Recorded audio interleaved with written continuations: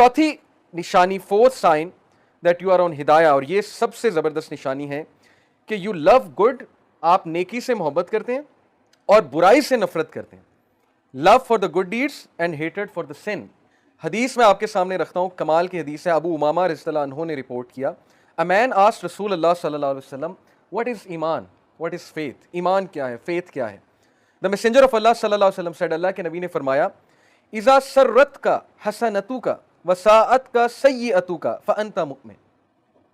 If you are happy with your good deeds, अगर नेकी तुझे खुश करती है और गुनाह तुझे सैड करता है, गम ज़दा करता है, तो तू मोमिन है। क्या कमाल क्राइटेरिया। अगर नेकी तुझे खुश करती है, यानी कभी कभी आप चैरिटी करते हैं, किसी का दिल बहलाते हैं, माँ बाप के लिए कुछ करते हैं, हाथ बटा देते हैं, या नमाज पढ़ के आते हैं और वो चीज़ आपको खुश करती है, तो ये निशानी है ईमान की।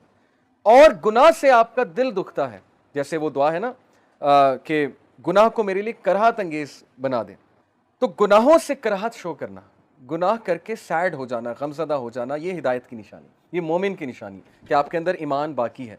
लेकिन अगर गुनाह रूटीन बन गया है, गुनाह गुनाह ही नहीं लग रहा है, और आप गुनाह करके मजीद अकड़ते हैं, बल्कि गुनाह करके दिखाते हैं, दोस्तों को दिखाते हैं जाके कि ये देखो मैंने गुनाह किया है, इसका मतलब आपको गुनाह लग ही नहीं रहा। इसीलिए मैं अक्सर यूथ को एडवाइस करता हूँ कि भाई एक चीज़ है अकेले में बैठ के कुछ करना, एक है कि फेसबुक पे चढ़ा दिया, टाइमलाइन पे लगा दिया जी कि मैं ये गाना सुन रहा हूँ, मैं ये कर रहा हूँ, तो आप भी करें, तो वो आपके लिए नेगेटिव सदका जारिया आपने क्रिएट कर दिया, जो जो वो देखेगा गुनाह आपको। इसलिए बी वेरी केयरफुल। अक्सर हम वो पेजेस लाइक कर लेते हैं, वो चीज़ें शेयर करते हैं जिससे कोई और फितने में पड़ जाता है, तो ये हमारे लिए बहुत ख़तरनाक चीज़ है। इसलिए बुराई को बुराई समझें, गुनाह को रूटीन ना बनने दें। तो हिदायत वाला वो है जो नेकी करके खुश होता है और गमज़दा उससे, गुनाह उसे गमज़दा करता है। The man said, O messenger of Allah, what is sin, ए अल्लाह के नबी गुनाह क्या है। द प्रॉफिट सल्लल्लाहु अलैहि वसल्लम सेड, इज़ा हा का फी नफ्सिका शैउन फदाअहु।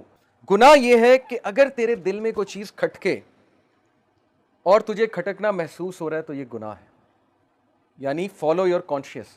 अक्सर होता है ना, आपको कुछ कर तो रहे होते हैं, दोस्तों ने प्लान तो बना लिया और रात को इकट्ठे होते हैं, ये करते हैं, लेकिन वो खटक तो रही होती है बात कि यार काम तो गलत है, और ये खटकना हिदायत की निशानी है। जिनको खटकता ही नहीं है तो फिर समझ लें कि वो फिर अल्लाह की नाराज़गी है, खटक ही नहीं रहा, समझ ही नहीं आ रही है, गुनाह है।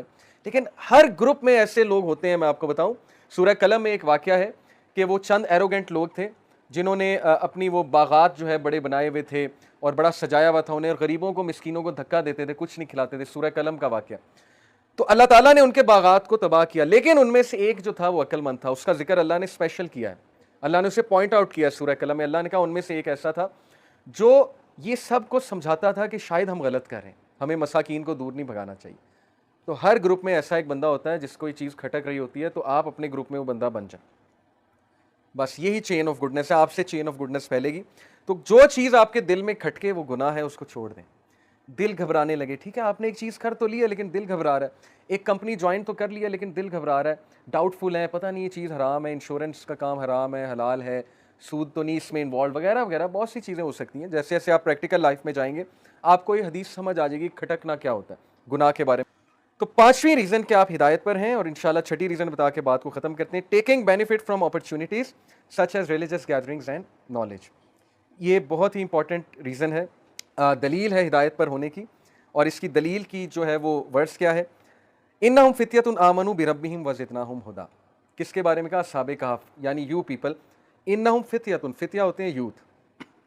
ए नबी बेशक वो नौजवान थे, आमनु जो अपने रब पर ईमान लाए, बिरब्बिहिम वज़िदनाहुम हुदा, और we increase them in guidance, हमने उन्हें हिदायत में, वज़िदनाहुम हुदा, इंक्रीज किया। यानी अल्लाह हिदायत में इंक्रीज करता है, कब करता है, जब आप ईमान लेकर आते हैं। पहला स्टेप आपकी तरफ से है, अपॉर्चुनिटी से फ़ायदा आपने उठाना है। देखें ये लोग अस्हाबे कहफ किसी की बात सुन के इंस्पायर हुए थे ना, किसी की बात सुनी होगी, किसी महफिल में गए होंगे, अपॉर्चुनिटी का फ़ायदा उठाया। हो सकता है कोई दाई, हज़रत ईसा का दाई, वो बाज़ार में दावा कर रहा हो और ये लोग वहाँ से गुजर रहे हो और ये रुक गए हो, इन्होंने कहा चलो सुनते हैं क्या क्या रहा है, अपॉर्चुनिटी से फ़ायदा उठाया, बात सुनी, बात अच्छी लग गई और बात पे अमल किया, तो अल्लाह ने इंक्रीज़ किया गाइडेंस में।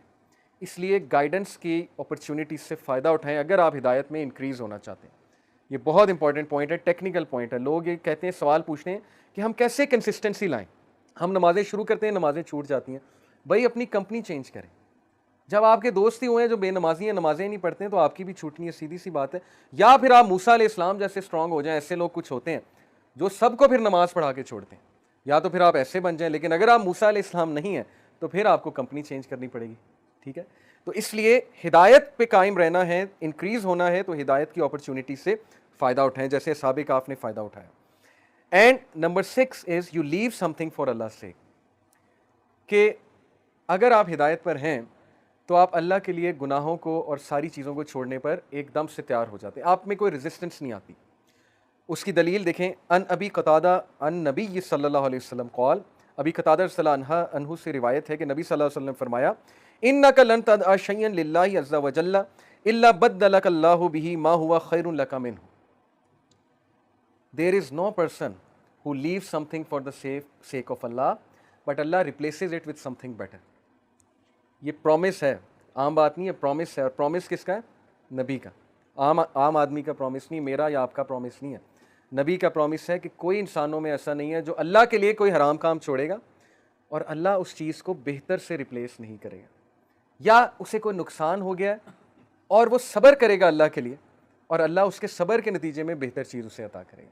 कितने वाक़यात हैं। हज़रत उस्मान गनी की स्टोरी, हिजरा की, एबिसीनिया गए। हज़रत उस्मान गनी, पता आपको कितनी इनहेरिटेंस मिली थी उन्हें? एक रफ आइडिया चलें, आपका एक क्विज़ लेते हैं। हज़रत उस्मान गनी को कितनी विरासत मिली होगी अपने वालिद से? दिरहम्स में बताएं, अंदाज़ा कितने दिरहम्स मिले होंगे? करोड़, लाख, कितने? 30 लाख, 40 लाख, 50 लाख, 3 करोड़ दिरहम, ये उनकी इनहेरिटेंस थी। 30 मिलियन दिरहम उनको इनहेरिटेंस मिली थी हज़रत उस्मान गनी को। और जब वो एबिसीनिया गए हिजरत करने, तो आपका क्या ख्याल है, वो बिजनेस रन करने गए थे? इमेजिन करें, एक बंदा अपनी फैक्ट्रियां छोड़कर, तिजारत छोड़कर हिजरत करके हबशा चला जाता है, तो पीछे से बिजनेस चल रहा है कि बंद हो गया? क्या ख्याल है?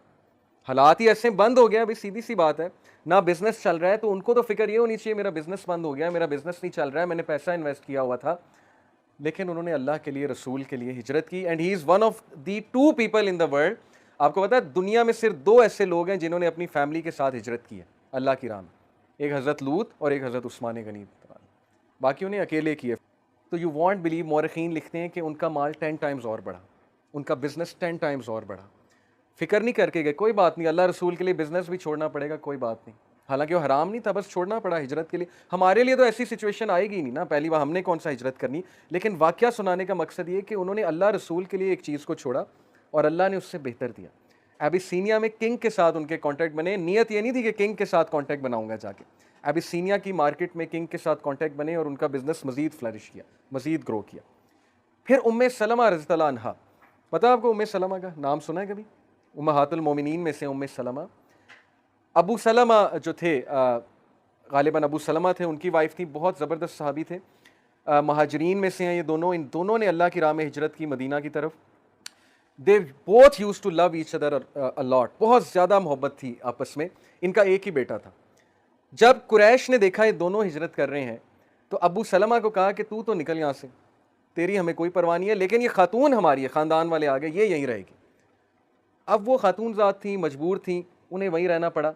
और अबू सलमा फिर गए कि नबी सल्लल्लाहु अलैहि वसल्लम के साथ मैंने जाना, और अल्लाह से दुआ करके गए कि अल्लाह हमें रीयूनाइट करें। और कितने साल वो लोग अलहदा रहे आप सोच नहीं सकते हैं, लेकिन उनमें मोहब्बत बहुत ज़्यादा थी। ये हैं ट्रू लव स्टोरीज जो हमारे यूथ को बतानी चाहिए हमें। उसके बाद उनके वालिद के कबीले के लोग आए, क्योंकि उनमें जाहिलिया अभी तक बाकी थी, कबायली जाहिलियत होती है ना, वो लड़ने आ गए कि ये बेटा हमारा है, ये तुम्हारा नहीं है। औरत के पास बेटा था, उन्होंने कहा ये बेटा हमें दो, हमें इसका बाप नहीं चाहिए, वो तो मुसलमान हो गया, चला गया, लेकिन ये बच्चा हमारा है, बच्चा हमें दो। बच्चा छीन कर ले गए, कैन यू इमेजिन, माँ से बच्चा छीन कर ले गए। लेकिन उसके बाद बहरहाल एक बंदा था उनमें, एक बड़ा था उनके ख़ानदान में, उसने सुलह कराई, बच्चा वापस कराया। उम्मे सलमा भी फिर हिजरत करके वहाँ गई।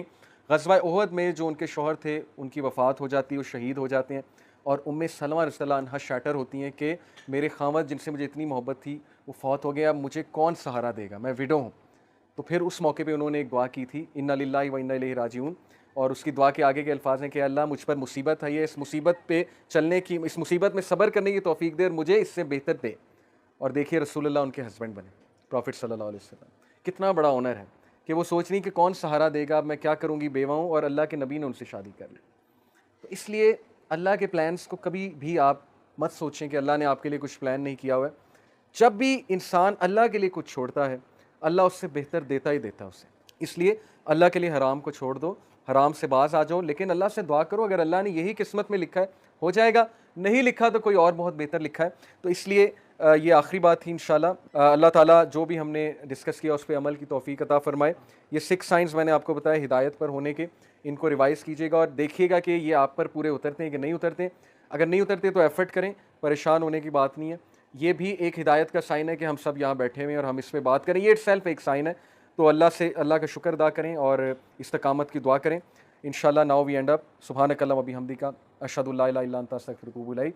वस्सलामु अलैकुम व रहमतुल्लाहि व बरकातुहू।